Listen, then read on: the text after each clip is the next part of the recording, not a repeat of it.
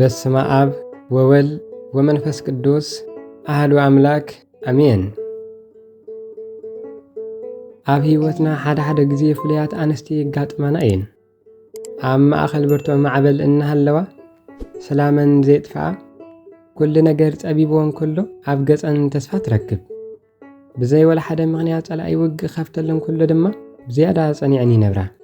እዚ ብኣጋጣሚ ዝኸውን ኣይኮነን። እዚ ምልክት ናይቲ ኣብ ልዕሊአን ዘሎ መለኮታዊ ሓይሊ እዩ። ኣብዚ ቪድዮ እዚ ሓንቲ ጓል ኣንስተይቲ ብእግዚኣብሔር ከም ዝተሓረየት ዘርእዩ 7 ዓመቕቲ መንፈሳዊ ምልክታት ክንርኢ ኢና። እቲ ቀዳማይ መስእ ንርኢ እግዚኣብሔር ዝሓረያ ሰበይቲ ካብ ስቃይን መከራን ናፃ ዝኾነ ህይወት ኣለዋ ማለት ዘይኮነስ እቲ እትሓልፎ ዓሚቕ ቁስልን ስቃይን ሎሚ ጸላኢ ዝፈርሆ ሰይፊ ኮይኑ ኣሎ። እቲ ንዓኽን ንምጥፋእ ዝመፀ ፈተና እግዚኣብሔር ናብ ሰላምክንን ናብ በረኸትክንን ቀይርዎ እዩ። ከም ዮሴፍ ንስኻትኩም ክፉእ ሓሰብኩሙለይ ኣምላኽ ግን ንብዙሕ ህዝቢ ንመድሓን ጽቡቕ ገበሮ ክትብላ ትኽእላ ኢኽን። ስምብራትክን ናይ ስዕረት ምልክት ዘይኮነስ ናይ ዓወትክን መለለዪ እዩ። እቲ ካልኣይ መስእ ንርኢ እውን እዚ ምልክት እዚ ብዙሕ ግዜ ብጌጋ ይርዳእ እዩ። ኩሉ ነገር ዝተመላኣልክን ይመስለክን እንተኾነ ግን ኣብ ውሽጥኽን ግን ኩሉ ግዜ ዝያዳ ነገር ኣሎ ዝብል ስምዒት ኣሎ። እዚ ብቁስላዊ ነገር ዘይዓግብ ጥሜት እግዚኣብሔር ንነፍስኽን ካብቲ ዘለዎ ምቾት ኣነቓኒቑ ንዓብዪ ዕላማ ክጥዋዕኩም ከሎ ዝመጽእ እዩ። እግዚኣብሔር ህይወትክን ምስቲ ናይ ሰማይ መደብ ንኸተሰማምዖ ዝገብሮ ዘሎ መለኮታዊ ጻውዒት እዩ። እቲ ሳልሳይ እውን ብእግዚኣብሔር ዝተሓረየት ጓል ኣንስተይቲ ልባ ምስቲ ናይ ኣምላኽ ልቢ ዝተኣሳሰረ እዩ። ስለዚ ማንም ዘይፈልጦ ጦር ክስማዓክን ይኽእል እዩ። ንዘይትፈልጦም ሰባት ክትጽልያ ብዛዕባ ጸገም ዓለም ክትነብዓን ክትምህለላን ትኽእላ ኢኽን።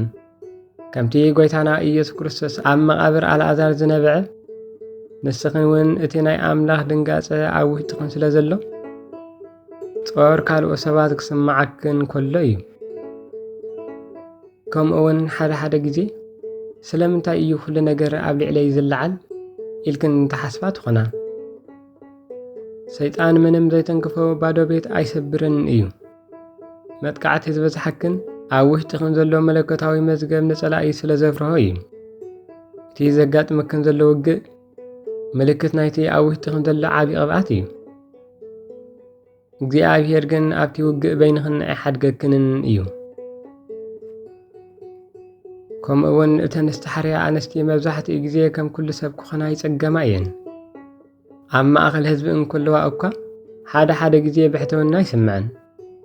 ሰባት ብጌጋ ይርድእወን ወይ ድማ ኩርዓት ይብልወን። እዚ ግን ንሰማያዊ ቃና ስለ ዝተመቐረ እዩ።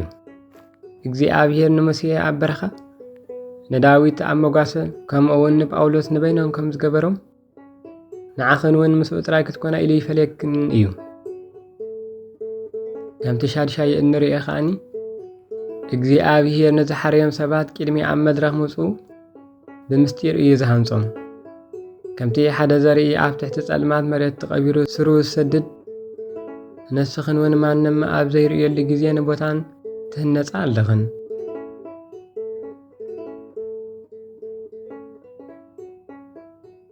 እቲ ብሕቡእ እትገብርኦ ጾምን ጸሎትን ተኣዛዝነትን ጽባሕ እግዚኣብሔር ኣብ ኣደባባይ ክገልጾ እዩ።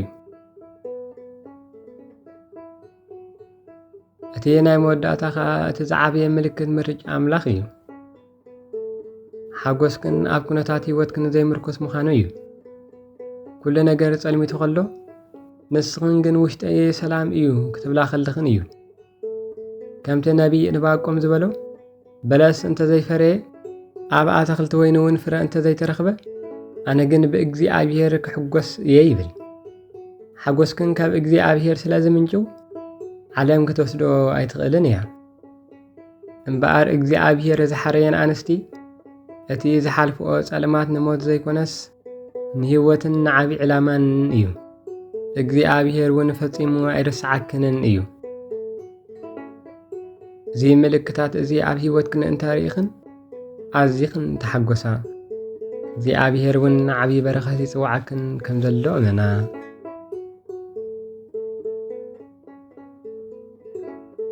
ስብሐት ለእግዚአብሔር ወለወላዲቱ ድንግል ወለመስቀሉ ክቡር አሜን።